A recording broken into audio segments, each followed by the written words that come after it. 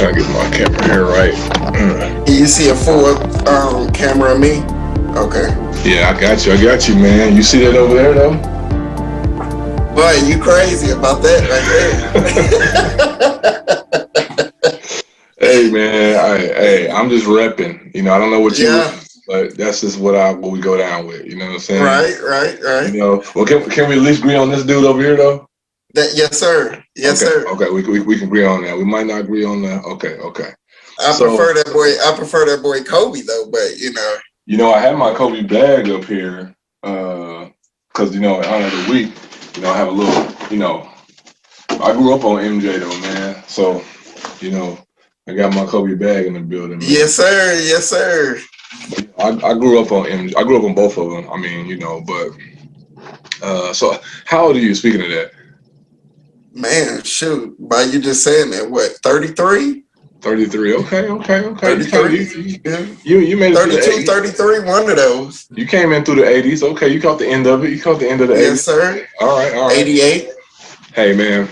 This is a garage talk, man. Coach T here. As many of you know, it's not a literal garage. It did start there, but it's evolved and it represents a space to freely just talk like we're in a garage, talk about different topics, life, personal, society, business, ministry, everything, bro. Parenthood, mental health, education. We hit up everything on here on Garage Talk, man. Even some sports. Yeah. You know what I'm saying? So we're gonna flow, man. Today's guest is, man, this dude right here. This is another one of my brothers from Rhema. One of my Rhema brothers right here. Rhema Bible College that we attended in 06, bro. Yes. So, man, I talked to Gerard the other day, and so that was pretty cool. Can't wait to get us all on at some point. But, man, this is Andre Campbell, a.k.a. my pastors. Y'all might be thinking like, man, he always calls somebody his pastor, his coach. Well, I have a lot of pastors, a lot of coaches, because I need a lot to keep myself together, man. I got some issues, so I need multiple pastors. You know what I'm saying? Yes, sir. We all do. So this is my pastor over here, man. My other pastor, man. This boy, everything he do, he laugh like a pastor. Look at the brother. Get the pastor smile right there, brother. So, I get it from you. This is Dre, man. We go all the way back to Rhema 2006, bro. And man, we're gonna hop into this thing, man. Man, so how you feeling today? What's going on, man? Anything? What's hot? What's top of mind? Well, shoot, today was just run to Lowe's real fast and find something for our kitchen. We trying to get our kitchen remodeled, so them daddy dues. And daily dude. So, now, is this a house that y'all purchased? Y'all own this house? Yeah, so this is a house that we purchased whenever we just moved back to Seminole, Texas. So, yeah, majority of all the houses here are kind of older, and so they need a good little toucher-upper. So yeah, up some updates. Right. Some TLC. Basically. So you said moving back to Seminole, Texas. So let's just talk about your journey. Let's start there. Where are you from originally? Okay, so born, I don't want to say raised, but born in Detroit, Michigan. The D-Town, bro. Yes, sir. 6 Mile Evergreen, baby. And then my mom moved us to Birmingham, Alabama, so we can have a better education and a better living. Really? Because if you see majority of kids that was raised in Detroit, in the area that I know that I'm from, majority of them don't come out. And so, my mom, I'm so thankful that she made that decision to move us there to Alabama to have a better education and a better living. And from there, my senior year, I was sorry to cut you off, but how old were you when she moved you? My mom moved us. I think I was in the 5th grade. She moved us, She Mm. moved us to Birmingham. Was it a tough move for you as a kid? No, man, because all I knew was the Detroit. It was definitely a big culture shock because just being around nothing but predominant blacks in Detroit and then moving down to Birmingham, and we were in a suburb area of Birmingham called Hoover. You know, a lot of people, they heard of the TV show Two A Days, the football program out of Mm-hmm. Hoover, Alabama. That's the same school that, you know, I'm from, Mm. with the same area. Mm. She moved us there, and yeah, it was still a big city life, but it was diverse. And my very first, you know, friend that taught me, you know, how to swim, how to play baseball, how to, you know, play football was a kid named Lee that lived in the same apartment complex as us. That was a white kid. And so the experience to have, you know, a different race as a friend was a big blessing to me. Mm. You know, things that I never you know, would have ever experienced, you know, like jumping in the pool, going to the lake, or, you know, unless you The know, from the lake. country. Yes, the lake.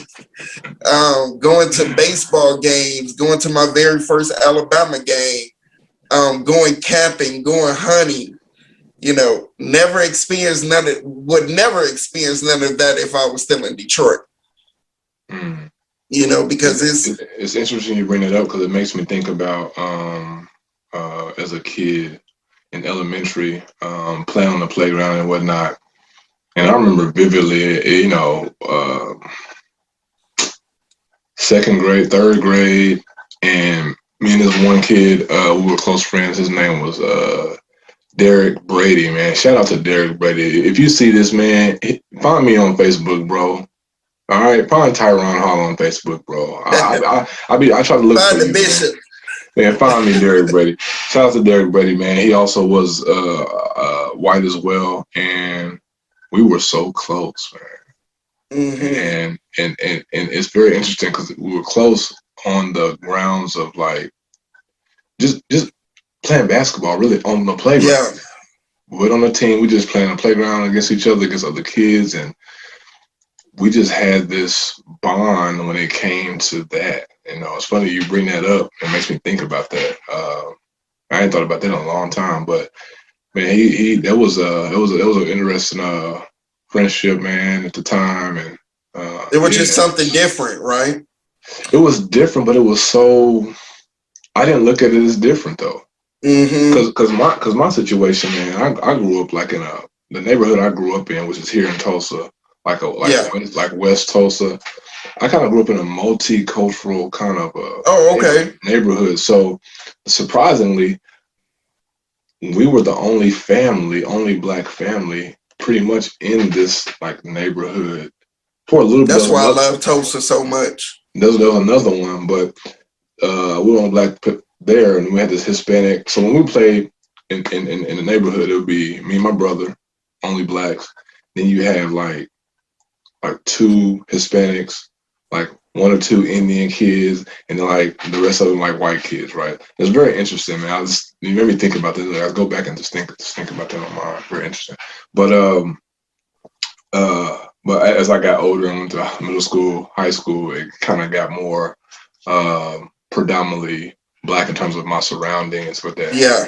But anyways, I'm not you're not interviewing me, okay? So so you went from Detroit to Alabama for a better education. I Yes. didn't know Alabama's education was like that superb like that or whatever, but that's what's up. So then from there, When I say a better education, I mean better surrounding too. Because if you go to Detroit right now, majority of all the high schools or middle school that was real big back in the 80s, 90s are completely shut down now because the lack of people, teachers that's wanting to be teachers there, or it's just, man, it's just a, I don't want to shut down Detroit because I still love Detroit. Summertime in Detroit is hopping. Like that's like the place to be. But it's not that much hope there. Like you Yeah. bring in whenever they shut down different schools, so you bring in kids from another hood and you bringing them together at the same school. Mm. Like that's dangerous, you know? But like that's the only schools that's in that area now. So but since my mom moved us there, that was a blessing. And my senior year, I was thinking about going to. My heart was going to Alabama A&M. I wanted to Okay. go to a predominant black college. You know, I love when they say that drum line, but I love to be a part of that. Like Yeah, yeah, yeah. I wanted to go to college. I wanted to play at Kappa. Like I wanted to be all a part of it. And it was my senior year. I went off to youth camp, and man, I heard from God just because my old youth pastor used to go to Rhema. And you know, I was spoke over my life saying, Andre, it's much more. It's much more. And you know, every time I know that God have something else for me, you know, he plant that in my spirit, always saying, it's much more, Andre, it's much more. And she showed me that college, and man, I was real interested. I said, okay, you know, let me get up out of Birmingham for a while. Let me try this out. And so, man, my mom, she threw me on the Greyhound bus, but I had two suitcases. I got down to Tulsa, and man, we went up to Raymond, checked out, like, you know, get me all ready. The college weekend Yeah, joint. yeah, college weekend, and then man, she dropped me off there. And I ain't gonna lie, man, once mama left, boy, I mean, I started crying in that pillow, dog. I went to the room and started crying. You know, I'm like, man, you know, because now it's time for me to be a man now. You know, now it's time for me to pay my own bills and, you know, really start trusting in God. And so, Wow. from Raymond, I met my wife at a camp called Camp Sunshine in Baltimore, Maryland. I Mm. did a camp that I heard at Rhema. So I went up to Baltimore, Maryland, and met her, came back to Tulsa. It was her second year. We already graduated. And I knew I was going back off to Camp Sunshine and intern there for the next year. And she told me, she said, why don't you come try out Texas? And you know, I hear Texas, everybody do things big in Texas, you know. So I said, sure, you know, all I know is So they say, man. But go ahead. yes, exactly. So I still rep my Bama, you know, and I got a lot of haters around here, but it's all Oh yeah, good. oh yeah, oh yeah. But yeah, I came out and just tried it out. I ain't gonna lie, the first time I came out here, man, I'm like, okay, you know, I might could try this out. And I went to church that Sunday at her church, and she didn't know the guy, she didn't know the family or nothing. But when we left out of service that day, a guy said, Andre, you know, he said, I don't know you, you don't know me. He was like, but God has wanted me to offer you a job right there. And so I said, okay, I have to go up to this camp, and I can pray things out this summer. And he was like, yeah, just let me know. And whenever you come back, just know you have a place to stay and you have a job.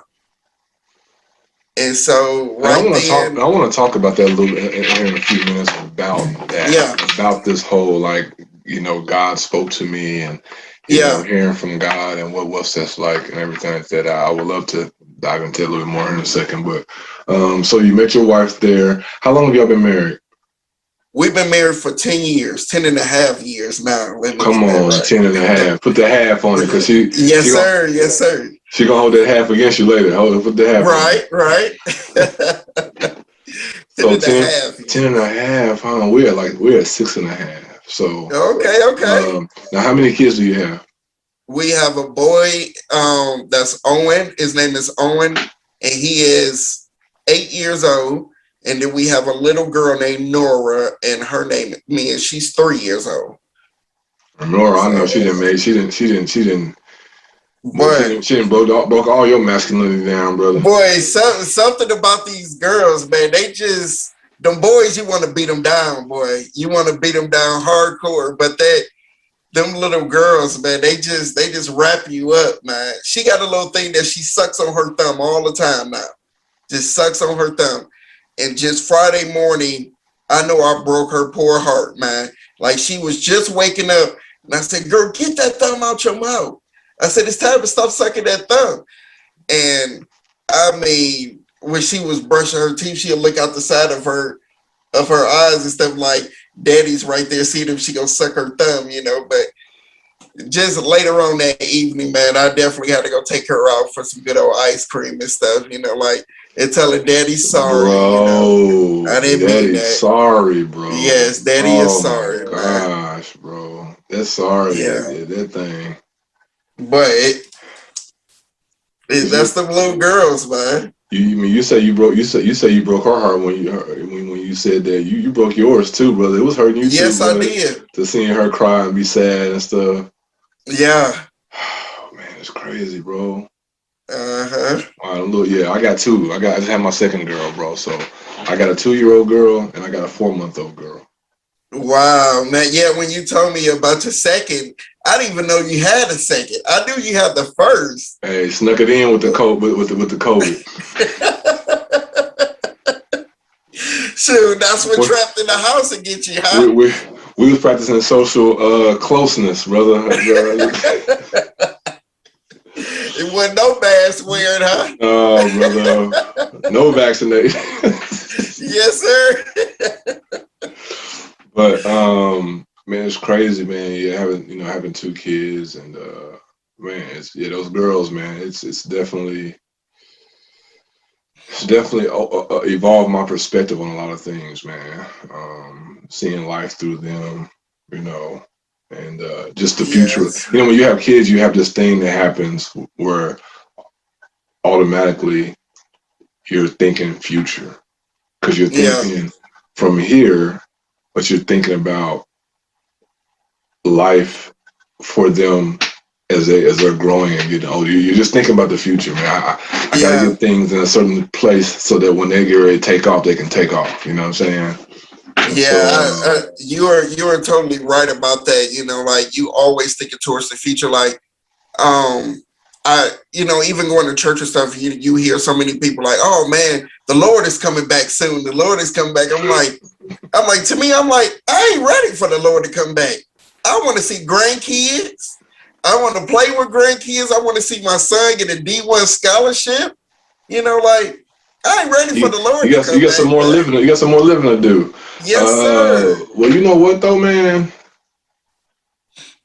I think after 2020, people might have been like, you know what? Come on back, man. Yeah. Look, Kobe, Black Panther. You know, DMX now, brother. Yeah. I mean, you know, see that yesterday. Family members. Yeah. You know, come on back. Is this it? Is this time? You know. Yeah, but I believe it was definitely a big check for everybody though. Come on.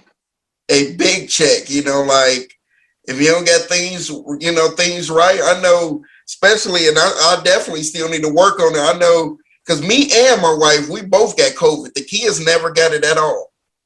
We both had COVID and, you know, it was minor. We both just had the pressure, the headaches, and that was all, and the cough.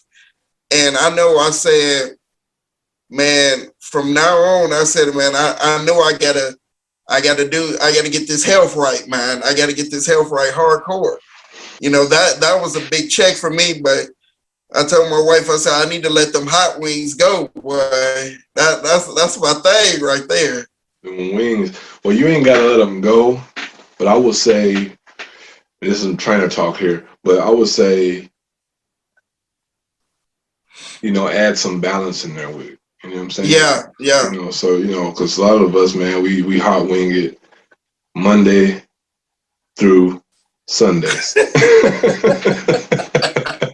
Or Sunday through Sunday, okay? Yeah, yeah, And it's just you got to be able to, throw that balancer in there, man. Make sure you're getting them ounces of water in, and make sure yeah, you're getting some level of veggies and fruits in it. That keeps everything at bay from you. yeah, You know, as I told I told all of my students, because I'm a part-time teacher.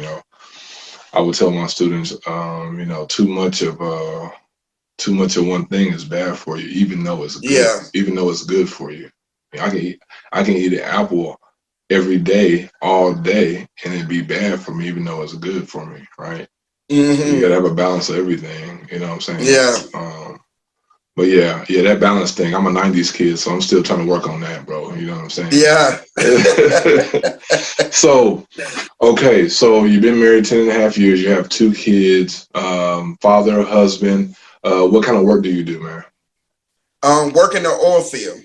Mm, In this area that I live in is predominant. Of course, you have your regular jobs, grocery store, doctor, or something like that. But majority in this area that we live in, they call it the Permian Basin. That like that same movie with Booby Miles. We are in that area. The come same on. how it's dry there, how it's nothing there. That's how it is If you here. want to see the spin, put Put booby in. booby in. Yes, sir. Yes, sir. Hey, that's what's up. That's That's what's how it up. is in this area, man. It's all oil field working, and I just jump right in it. Yeah, it's way different than what I'm used to. I'm used to just regular like retail or factory work, but this is like majority of the jobs out here is like manual labor out Yeah, here. So that warehouse, that in there. yes, sir. Yeah, man. Hmm. So as we were talking earlier, a while ago, I talked about when you talking about God led you, and you went to Rhema. Obviously, we both did. Yeah, And obviously, for those out there who don't maybe haven't experienced or never experienced the Bible college experience, when yeah, you're in Bible college, at least predominantly, where it's predominantly like only that, because I know ORU has like other things going on, even though it focuses on that too. When you go like to a place like Rhema or something like that, people who go to these places, or kids, or like ourselves that we were, you're aspiring to, you ain't trying to go to the league, right? Your league is not the NBA. It's the how I say this, the NMA, the National yeah. Ministries Association. You're Uh-huh. trying to get to, where am I going to be in ministry? Am I going? We had these different thoughts, Yes. and that was kind of the atmosphere, the culture there, and it was very interesting. Um, but we were still normal, regular people, still Yeah. struggles, but we was like, man, I learned so much there that I didn't know Oh before yeah. that. But yeah, so let's go into. I've been doing this thing, this go around on the Garage Talk. This is Garage Talk, 2021 Yes, series. sir. You know what I'm saying? We're going into this Uh-huh. second. My man hit me today, said, man, this is season two. So we're going into season two. I call it season two. It sounds cool. So season two of Garage Talk. Yes, sir. And Season 2 of All American, huh? come on, man, All American, man. Shout out to Netflix, All American, Cobra Kai. Shout out to Yes, sir. Hulu. This Is Us, man. Shout out, man. I don't know, man. Yes, sir. I might have to, maybe put that on there for you, man. Sitcoms, man. When we get to this in a little bit, man, because I want to see what you've been binge watching. You know what I mean? So, okay, so I've been doing this thing talking about this topic of faith versus culture. This came Yeah. from like my 2020 experience. I say my experience, but just the things I was feeling inside emotionally, things that was going on, the lives that have been lost, primarily, we're talking about African American. And um, when I think about culture, I define culture as what what I came from and what I am, what makes up my ethnicity, right? Being black. Yeah. And if it's not black, then it ain't culture. That's how culture looks for me. But I've evolved, and I know that culture is, anything can be a culture. We can have a culture of, you Yes. know, we can have the boomer sooner culture. Come on, somebody. Yes. We can have the Bama culture, right? We can Yes, have sir. church culture. We can have hip hop culture, sports culture, right? Um, and during that time, we've talked so much about this on the phone, but um, there seemed to be a cultural gap, and I don't want to misuse the word culture, but I would Mm-hmm. say I would add a word to the ethnicity culture gap in the church, right? And we're on a Sunday or a Wednesday or whatever at church, right? Mm-hmm. Andre and Tyron is we're that's our brothers in the Lord. That's you know, but outside of church, Andre and Tyron is feeling some level of trauma because of the things that's going on to people who look like us. Our Yeah. community, ethnicity wise, as I'm talking about. Mm-hmm. So this topic I've been really on is and discussing is faith versus culture. Mm-hmm. And so when you hear the word culture, what's some things that you think about? What's some things that come to you? Um, First thing when you said culture, like you were just saying, the first thing that pop up in my mind is soul. Like back in the 80s music. I just think Oh, of you talking about De that. La Soul? I thought you was going soul like as my soul prospers. So No, oh, no, you no. you talking about soulful, brother? Okay, go Yeah, ahead, like go ahead, go ahead. soulful, like I just feel, that's the first thing that pop up in my head is it's like soulful music, like that culture, like the culture that was brought in, that's the first thing that come up, when you said culture, that's the first thing that came up in my mind was, like 80s music, like De La that Soul, brother. culture Come right on, there bro. was like, that was good stuff to me. It was Still good to this stuff. day. Still to this day, brother. 80s Yes, sir. 80s movies, brother. Come on, somebody. Yes, sir. You Yes, know, sir. that's what drew me to Cobra Kai, man. It's because the Karate Kid joint, bro. The original Yeah. joint. I was like, Uh-huh. I gotta see what's up with Daniel LaRusso, man. I gotta see what's Yes, up in the sir. morning, man. Yes, sir. Man, I gotta Yeah. see, man. Yes, sir. So faith. When you hear the word faith, what comes to mind? What's a few things that come to Um, mind? when I think about faith, first thing that comes to mind is believing the impossible. That's the first thing that come up in my heart. Still to this day, it's just believing something that's out of your reach.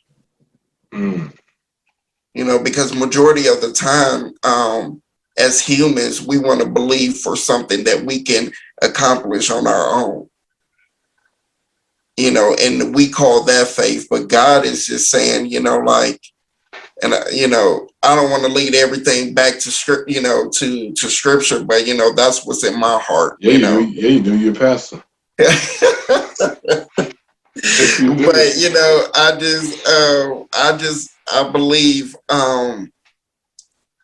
that he wants to be in control, and he's really not in full control if we just saying, okay, we go believe for something that we can put our, that we can reach out and grab ourselves.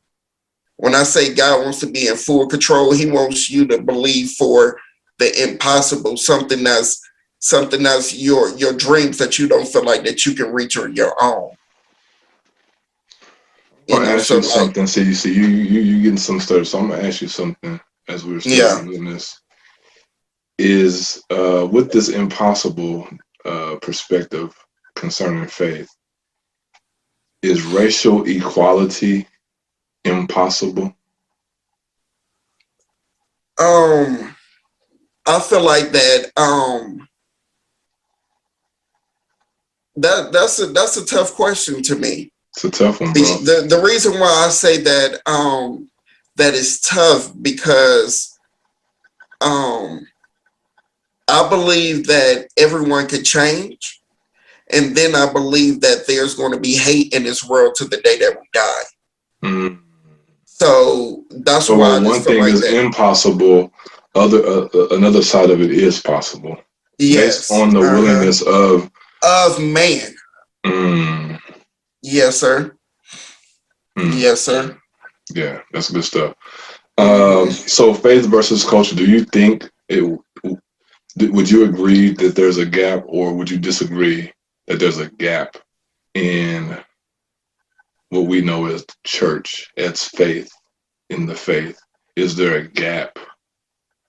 Is there ethnicity, a race, a racial gap in terms of relevancy, relationship, um, and revelation? You know what I mean? The three R's. I didn't even know I was going to do that today. The three I might have to come with some new Yeah. three R's, brother, for the See book. that bishop coming out of you. That's what it is. Relevancy, relationship, revelation. Is there a gap Um, between race and in terms of in church and the faith? Go ahead. yes, I feel like that there is a gap, and anybody out there can tell you that it is a gap in the church, and it shouldn't be, because that should be the main place that people are rising up at. I heard from this great pastor. I don't know why I just drew a blank of his name, but he gave a great example, man, and I mean it blessed me hardcore. I'm trying to think. Robert Morris. Robert Mm-hmm, Morris. He mm-hmm, is mm-hmm. out of Gate, Dallas, and I believe the name Gateway. gateway. Mm-hmm. It's Gateway. Yes, man. I mean, wonderful teacher. So he spoke about the topic of racism, and he said on here, if I could get this in a picture, You there? You what there? do you see? What do you see? A bottle, Gatorade bottle. A Gatorade bottle. Okay. On my side, I don't see a Gatorade bottle. On my side, I see calories and how much intake that's on here. And he was like, and he said that's how the church is to this day. And he said the church don't want to turn the bottle on the opposite side and look at it on that side. He said you only seeing one side of it instead of turning the bottle over and looking at the other side. And that's how I feel like the church is to this day, is they don't want to look on the opposite side and actually, understand, the different culture, understand, why these people, why they like fried chicken, or why they like watermelon, Come on. or why they like their music real loud, or why they talk so loud, or why they make fall off the bone ribs, like you don't want to go on the opposite side of that bottle to find out What really makes up all what. that what comes with the bottle, brother? Yes, sir. Yes, Um. sir.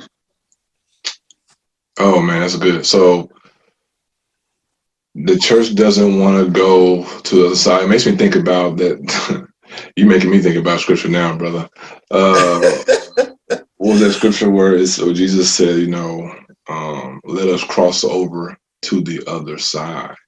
Uh-huh. And obviously, I know for the Bible scholars out there, okay, listen to me. I know there's historic perspective behind that particular scene and event of that time. I know for Bible scholars out there, there is context, okay?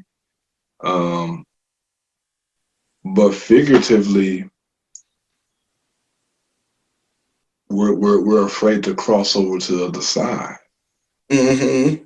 to really deal with or interact with.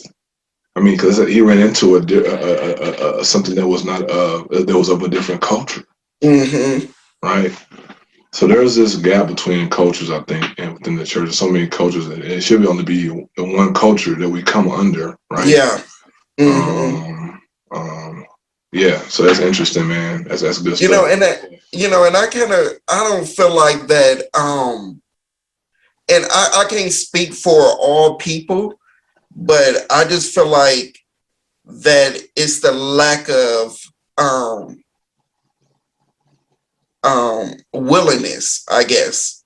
Or, like it's really not like, how somebody just say, okay, somebody passed away in my family. You like, oh, um or just say like, I lost my job.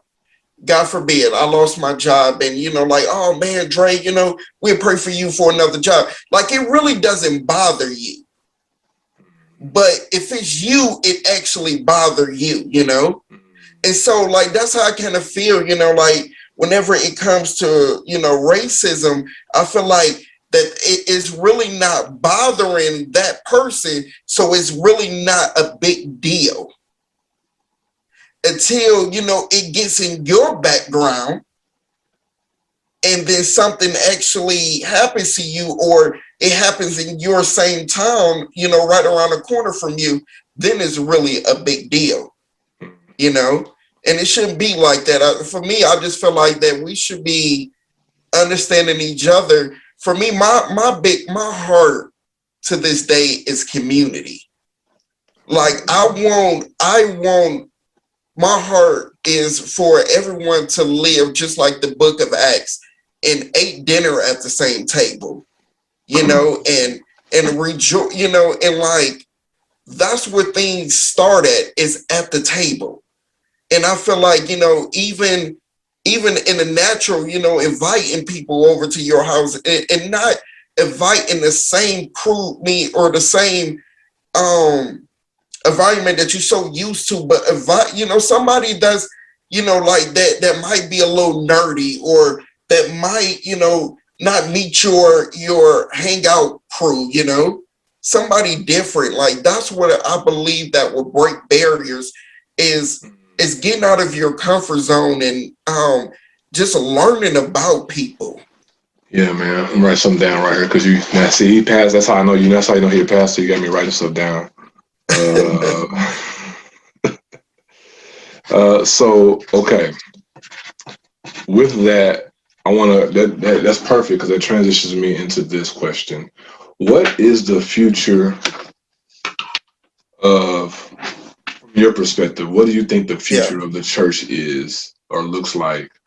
The framework of ministry. Because one of the things I feel like from 2020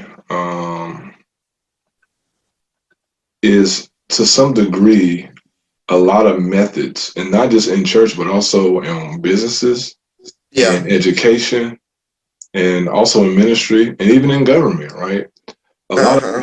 a lot of methods got exposed for how old the method is, and how out of touch the method is because of how old it is, right? Oh yeah. So when you talk about methods, when you talk about methods, just in very simple terms, right? Moses wrote the Ten Commandments on tablets of stone, right? Mm-hmm. Well, now as you go forward, that moved from stones to being in somebody's heart, and you actually put it into.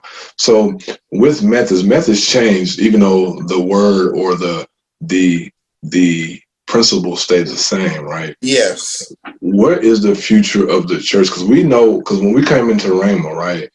Yes. Church looked a certain way. It still Yeah. looks a certain way. But when COVID hit, bro, I mean, a lot of businesses, including myself, working for myself Uh-huh. part time, a lot of schools and school districts had to change the way they did business, the way they did ministry, the way they did Yes. education. Parenting had to change to some degree because now kids are at home. The Zoom, I mean, it's crazy what happened. And so, what do you see with that in mind when I'm talking about here? I say all that to say, what do you see from your perspective, the future of the church from a Methodist standpoint? What does it look Um, like? I believe, like you said, it created different churches to get more creative in the way of their they present the word of God. And like we are doing right now, a lot of churches went on Zoom, they went online and start doing church. And like you said, to me, I'm all for it. As long as the word of God don't change, and it shouldn't change. Um, and when I say the word of God, I'm saying, the word that's ministered out the Bible. Um, to me, I feel like that the church is going on in a right. I only can speak about our church, and I go to Transformation Church in Seminole, Texas, the direction that we are going. And Is that I'm Transformation Church the same one as here? no, it's not. Okay, okay. No, we used to be Family Harvest Church before me and my wife moved off, and then we came back. They used to be Family Harvest Church. Now they are Transformation Church, Seminole, Texas. Okay. And the direction that we are going here is establishing families. And one thing that I definitely enjoy about what happened in the COVID, and you probably can testify about it too, is whenever the COVID was going on, everybody was trapped at home. There's still people who are a little trapped at home and they still can't do nothing. But you've seen a lot of people. If you go into Walmart, all the bikes were sold. Bro. Like I know growing up in Detroit in around in the 80s, 90s, there were, man, you could, in our generation, man, everybody had a bike. Everybody had a bike. Everybody had a bike, and you went at home until mama said them street lights came on. Like, and I feel like that's what it's going to take. It's going like in our community right now, you see so many people walking in neighborhoods. You see so many people on their bikes, and that's what it's going to take for people to be out. For people to be out and talking to each other and communicating with each other. And I believe that communication is what the church needs, because a lot of people are so used to going to church, and then when they go out of church, there's no contact after that. There's no communication after that, after they leave the church. And that's what I feel that this all this new everything that's going on is, that's when circles groups start up, or connect groups start up, is that communication outside of the four walls of the church. And that's what I feel that our church is continuing to go, is having that communication um outside of the church. So You got me writing down notes. I'm thinking over this is my password.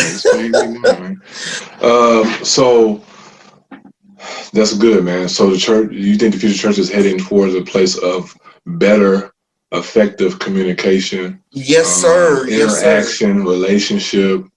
It's very interesting. Yes. That's good, man. Yes. Community. Yeah, man, community, man, that's my heart. Like my wife asks me all the time, and my son, even after the game, his basketball game last night, He was like, Dad, do you know that guy? I said, no. I said, I just love people, man. He said, "Oh, did you know that guy?" Yeah, he I'm was a, like that because he's always seeing me wave at somebody, while I'm driving or I'm in the store and I just make a random conversation with somebody. It's because, man, I want to see people's heart. That's what I feel like that God is wanting us to do. He just wants us to talk. yes, Have a conversation, man. Have a conversation with somebody and seeing how, who they are. Like sometimes, man, I just scroll down on my cell phone and seeing who the Lord want me to call. bro. Listen to me. I'm the same way, bro. Yeah. Who I'm talking to today? Somebody. Yes. We gonna talk today. That's good. I'm the same way, bro. I can go in public and my wife. You always saying somebody you know, and if you don't know somebody, you still gonna talk to somebody. Yes, sir. Yes, sir. That's I what it's remember. all about. I remember one time we was somewhere. We was out of state somewhere, bro, like on vacation or something, and I think I saw somebody I knew, and she said, I can't believe this. We're not even we're not even in Tulsa. What do you?" Yes. So, okay, so you mentioned your wife a couple times. I want to talk Yes. on that. When you talk about when you talked about the racial gap and differences and things like that, and because we don't want to go to the other side, or the church doesn't want to turn the bottle opposite, or really get to know people and things like that. How has this been? How has this year been? And not even just this year's. And obviously, we know it in what I call Wakanda, right? And Wakanda, man, look, this didn't go on in 2020. You know what I'm saying? We can dial back. You know what I'm saying? The time. Yeah. So, but how does your wife, or not your wife, but how do you being? And I never asked somebody this before. I'm interested to hear this, but you and your wife, obviously you're in an racial Yes. relationship, right? And what has that done for your relationship or your marriage? Was there friction ever at times during this time where you felt a certain heaviness as a black man? Like, dang, if I get pulled up, I'm kind of feeling something. And Mm-hmm. maybe she couldn't relate to it, or was she like just all in? I understand it, and make her like, because she's married to you and these things are going on, it made her like a level of maybe angry for you and advocate and these things. What did it? Yeah. I'm interested. What kind of Yeah. challenges and growths came for y'all being in a interracial relationship? To me, I feel like it's a growth every single day, especially when you married in general. Come Um, on, yeah. forget interracial, married. Yes. Yes, man. It's a straight up growth. But yeah, I want to answer your question before we get deep on marriage. Oh man, but um man, no, like with her, in the beginning she really didn't understand, like how people could just act the way that they did. For me, there's only, you can probably count all the black people on your hands here in the little town that we are in. Majority of the people that's here in this small town, and I say small town, there's only one high school, one middle school, one elementary school. We have one, two, three, four, maybe 4 or 5 stoplights in this whole town. Yeah, so this is a real small town, and man, my wife, she is nothing but supportive, and every time that I would tell her something would happen to me, because when people, being in a small town, when somebody new comes in town, that person that's Yes, coming sir. in town. Everybody knows, and they let Everybody know everybody that else. one person. And so her family is really known all around town, and they just, every time, like probably like 20 minutes away, Every time people ask me, so are you from here? No, they would say, are you from Seagrace? And Seagrace is 20 minutes away from here, and is more blacks and Spanish that's in that town. And so, and in our town in Seminole, there's there's whites and Spanish and Germans is the predominant race that's here in Seminole. Have I came against some races? You know, I don't want to say racist terms, but just different terms. Yes, I have. You know, me and my wife, we will walk through Walmart, and this Walmart, this is not like a super Walmart. It's like a neighborhood Walmart that we have here in this little town. And people, they used to just look at us and they roll their eyes. And so what I would do, I would just grab her and I pull her close to me and I give her a kiss. To me, I just feel, no, I was not egging on the situation, but what I was doing is just showing them the love of God. Like love doesn't have a color. And so it was one example, because whenever all this things were going on, and you know, all the pastors start, you know, wanting different black speakers to come up on stage and speak with them, our pastor asked me at the church would I get up and I would share. And I, you know, I had to open up and I had to tell people in this little town, I said, racism actually goes on in this town. I said, if you're even the German community, they wear dresses. The women, they wear dresses. They don't wear deodorant. It's just a different culture. And people don't realize that judging them too, and the way that they, you know, that they do things can be a little racism too. It can be a little judgment too. So, but one example, I was going into the courthouse to get my license renewed, and one of the people that worked there saw me, told me good morning when I walked through the door, and followed me all throughout the courthouse, wondering, you know, like, what is he doing here? So there's things that go on, and all that I can do is, of course, stay strapped in the car. But no. Stay strapped. Are you talking about are you talking about the word? What strap you talking about? No weapon formed against you shall prosper, brother. I'm talking about that. I'm talking about that Glock 40 that be in the car. You learned how to use that joint when you hung around Lee back in the day, did you? That's right. Yes, sir. Yes, sir. Yes, sir. I actually shot my first gun with Lee. Wow. But no, man, I just feel, yes, you feel a little disrespected. You feel dishonored. And but man, all I can do is just show them love, man. Because I cannot be mad of what the generation that they were brought in, and all that they known was that. Yes, it can frustrate me, but it's the choice that I have to make. Has it frustrated you? Have you felt angry or anger, bitterness?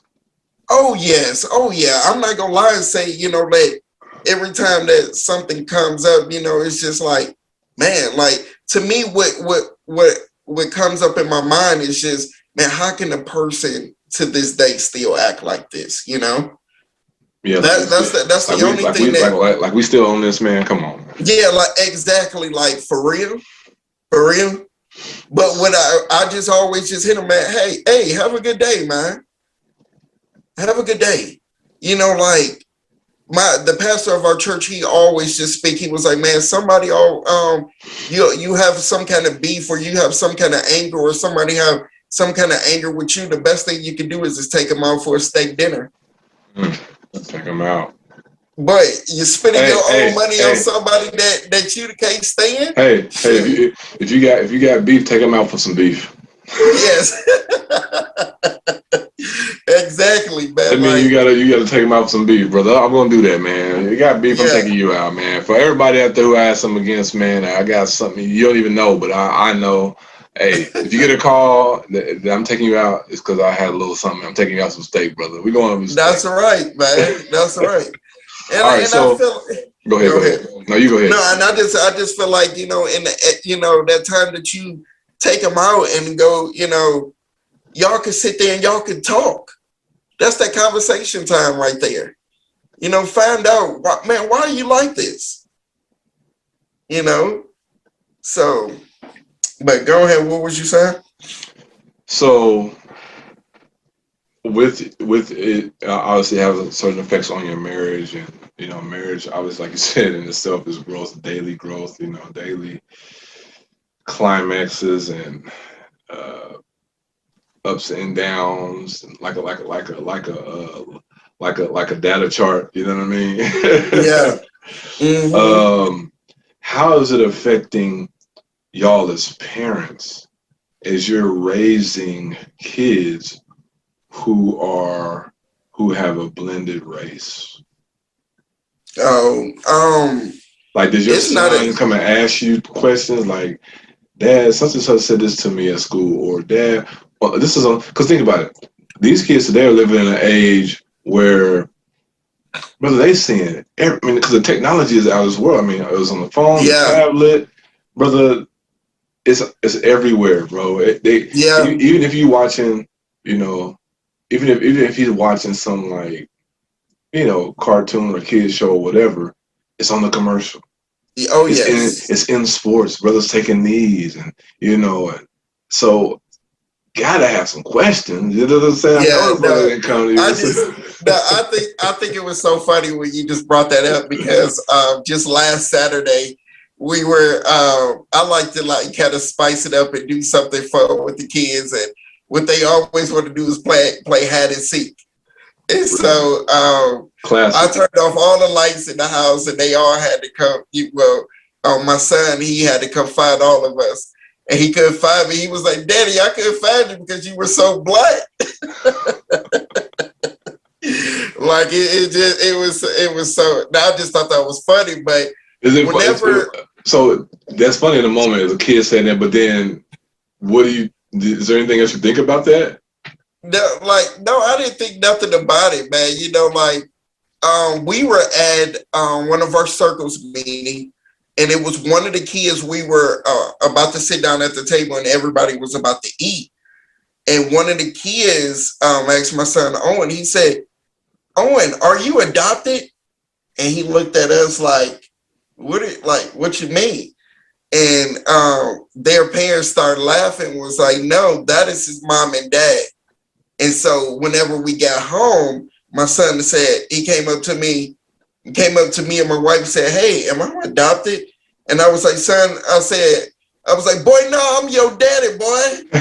I said, I was like, "Mom," I said, "Mama's white and daddy's black." I said when we had you, it just made I said it made caramel.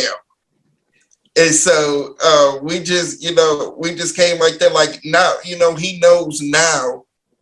You should have played Michael Jackson, Black White. Just listen to this, son. Listen to this. Yes, he's into Michael Jackson right now. Like Yeah, you Michael told me the other Jackson, day. yeah, Michael Jackson is his boy. Like every time I come home, like you say, these kids, he's hooked on basketball watching. He's hooked on watching LeBron, and then he's hooked on watching Michael. And he asked me the other day, he said, "Daddy, why is Michael not our color no more?" And I said, "Son, I really cannot answer that question for you, son." I said, that might be something that, he had to deal with, mean that he was dealing with as he, was getting older, is he wanted his skin to be lighter. I said, "I'm not sure." I said, "That's something that we have to look up and find out why Michael wanted to lighten up his skin." Yeah, that's just something that I haven't looked it up or nothing, but that still haven't changed his liking of Michael. He's trying to figure this thing out, man. Yeah, he's just still in the living room and always just dancing, trying to do all his moves, trying to do that moonwalk. Trying to do that moonwalk, bro. Yes, sir. Still ain't, that's still yet to this day to be. It is. Man, that dude was special, man. So, okay. So yeah, man, it's interesting how, it affects your, the impact that it's had on your parenting and, and kids going to ask questions, man. And, yeah, that's dope, man. So we're going to go into something, a little bit, not as serious. So we're going to get into some Mount Rushmore, man. All right. So I do this thing where I do Mount Rushmore or I do thumbs up, thumb side, thumb down. But with you, I'm gonna go Mount Rushmore with you. I gotta get you on your toes, man. Now, Mount Rushmore only has how many spots, bro? I'm not sure, dog. 4. Okay. Only 4 spots. So we're gonna go Mount Rushmore, but of random topics I'm gonna throw out. Okay. So this could be for you personally or just in general, well known. Okay, this one right here. Okay. But Mount Rushmore pastors or ministers. I don't get the question. So Mount Rushmore has 4 spots, right? Yeah. So you pretty much, let's just say, for lack of better terms, the top 4 pastors maybe in your life of all time. Okay. Or just in general, that's had an impact on a huge impact on you. Got you. Okay, so so we go Mount Rushmore. So top 4, and that's Mount Rushmore is like the phrase for that, top 4. Yes. Go ahead. Yes. Pastors of all times. I say the pastor that I want. No, man, come on, all time, not me. Some pastors that or ministers. They don't have to be like the office of a pastor, or ministers, whatever. Go ahead. Okay, ministers. I'm not putting them in a certain order. Right. But pastors of all times for me that I know I can sit there and get a great word every time. My boy T.D. Jakes. Creflo Dollar. Creflo. Yes, sir. Keith Butler from the church that I came from. Keith Butler, I know. Yeah, that's Michigan, brother. Yes, sir. Keith Butler, and I love some Jesse Duplantis. Jesse Duplantis, man. Yes, sir.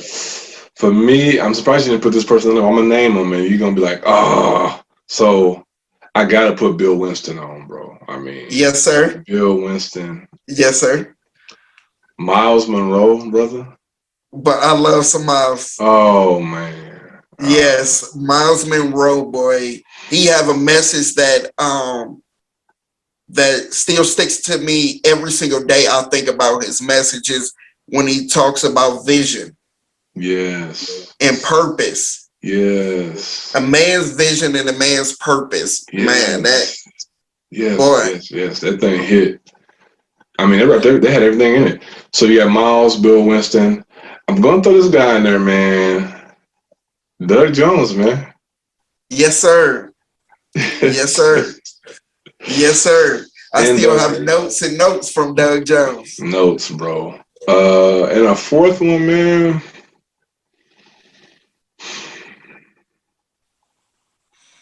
I gotta think about that. I can't think of my 4th one. My wife would probably be like, "Oh, why'd you choose him?" I'm gonna go with this guy for my 4th one. Okay, he's a minister. He is, and he's on the staff over there. But when you listen to him, he's considered a hip hop preacher. I'm going with E.T. man, Eric Thomas, bro. Yes, sir.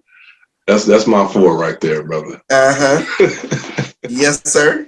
All right, so next one we're gonna go with Mount Rushmore top 4 college football teams. Boy, Alabama #1. Oh, now he gonna cut it. Now he gonna put some order on it. Go ahead, Bama. Yes, sir. Yes, sir. Alabama is always #1. And when we talk about college teams, we talk about like you consider just in general. Well, no, college teams, but we're talking also like with that with college programs, football programs, college Oh, football, programs. Yeah, yeah, yeah, yeah. college football teams, programs, whatever. So Bama obviously is a good program. Go ahead. Yes.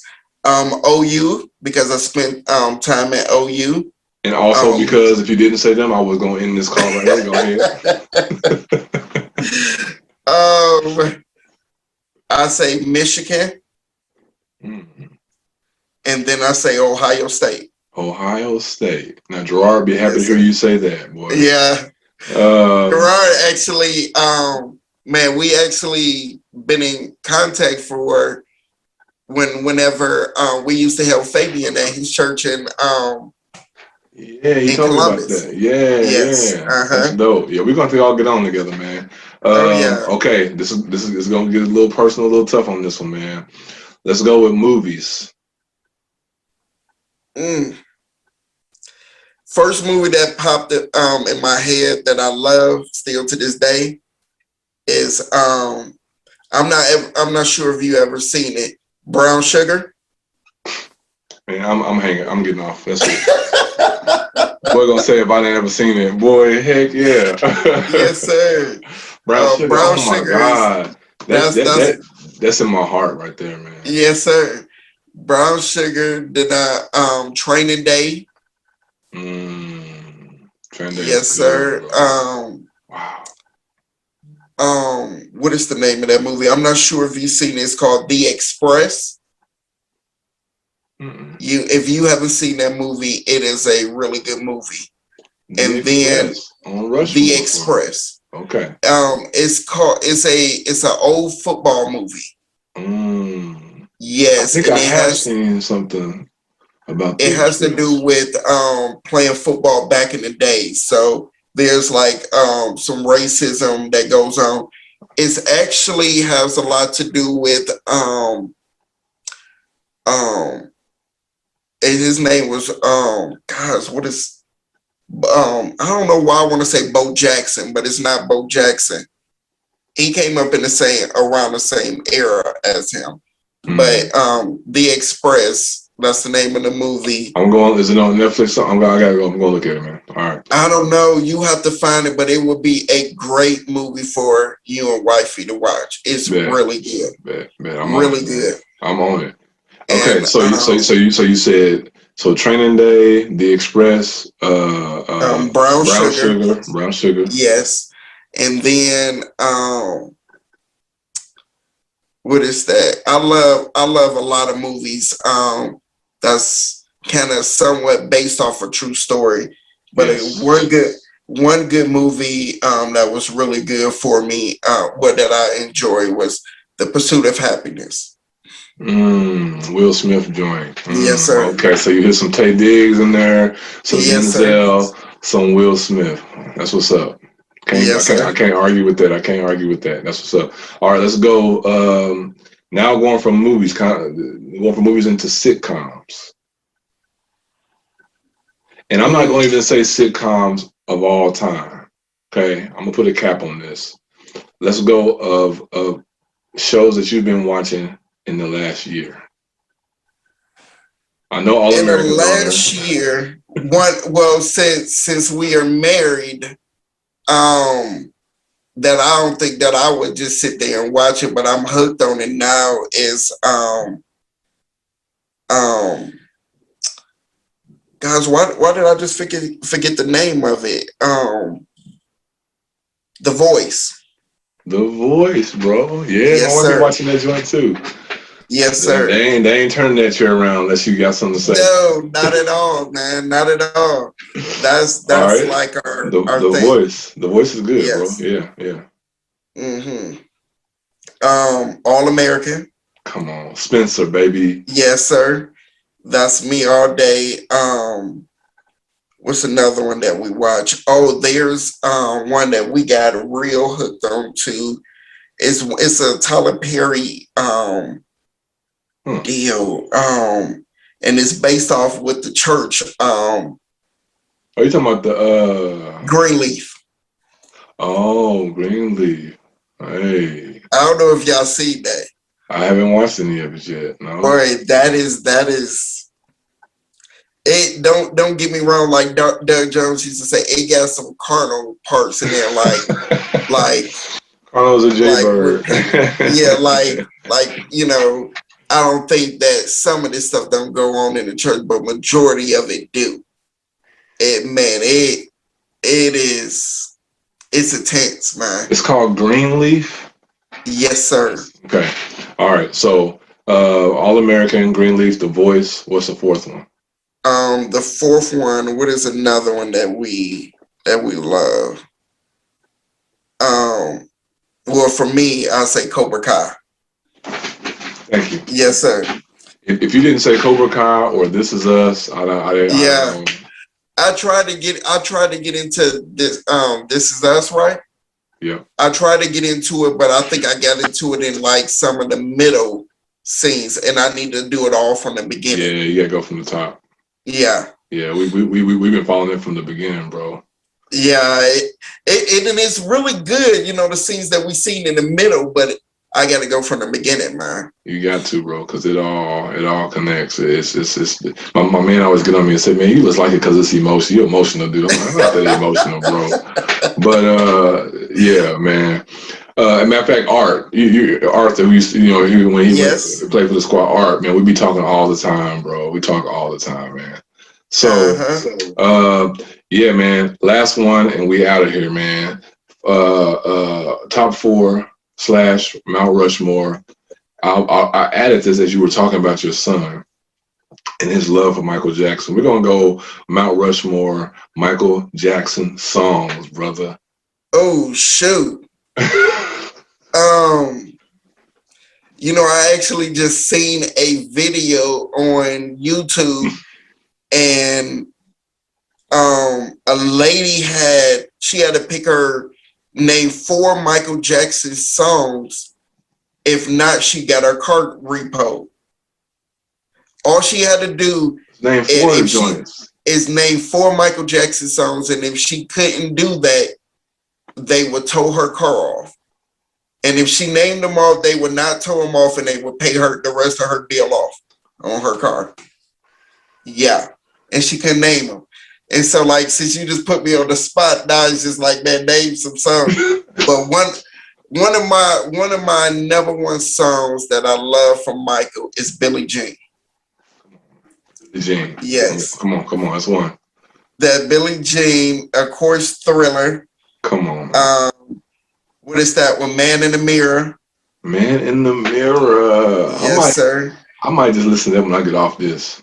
Yes, sir. That one right there. And, we all need the church might need to listen to that. Yes. And then Black and White. Black and White. Mm-hmm. Of course, you gotta go with the Black and White. Yes, sir. Wifey's like, you better. She probably know her. You better pay. Man, yes, no, man. Sir. I would love to meet your wife, man, soon, man. And you meet Ashley, man, and we connect, bro. Oh yeah, man. Are y'all? Now, are y'all? I didn't ask you this, but are y'all in ministry? Are you in ministry? Yes. Well, we are not like full time on staff in ministry. No, but y'all help y'all in there. Yes, we do. It's a big stretch for I know for me right now, because I never did the children's ministry, and we were needing help in the children's ministry. So we stepped up and said that we are going to help out in the children's ministry. And I feel like it's so much growth for me now is because it actually brings back those old stories in a different way to minister to a different crowd. You gotta captivate their attention, brother. Yes, kids, sir. Brother. Yes, sir. You gotta keep them engaged, man. Yeah. Well, hey, man, listen, we're gonna connect.